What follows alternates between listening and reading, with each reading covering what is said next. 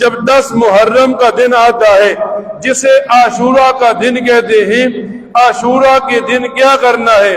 حدیث کی کتابوں میں آتا ہے نبی کریم صلی اللہ علیہ وسلم نے فرمایا تم 10 محرم عاشورہ کے دن روزہ رکھو۔ جب ایک آدمی عاشورہ کے دن روزہ رکھتا ہے، نبی کریم صلی اللہ علیہ وسلم نے فرمایا عاشورہ کے دن جس نے روزہ رکھا پچھلے 1 سال کے گناہ معاف ہو جاتے ہیں۔ پھر یوں آتا ہے کتابوں میں، یوں ہوا کہ نبی کریم صلی اللہ علیہ وسلم جب مدینہ تشریف لائے، آپ کو بتایا گیا 10 محرم کو یہودی بھی روزہ رکھتے ہیں، تو نبی علیہ السلام نے یوں ارشاد فرمایا کہ تم 10 محرم کا روزہ بھی رکھو، لیکن یہود کی مخالفت کرتے ہوئے 9 یا 11 محرم کا روزہ رکھو۔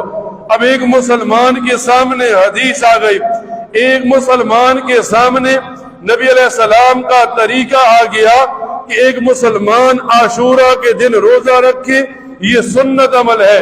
پھر جب یہ 10 محرم آتا ہے، 10 محرم کے دن ایک مسلمان کو بتایا جاتا ہے حضرت حسین سے وفا کرنے والے کون تھے، حضرت حسین کو شہید کرنے والے لوگ کیا تھے۔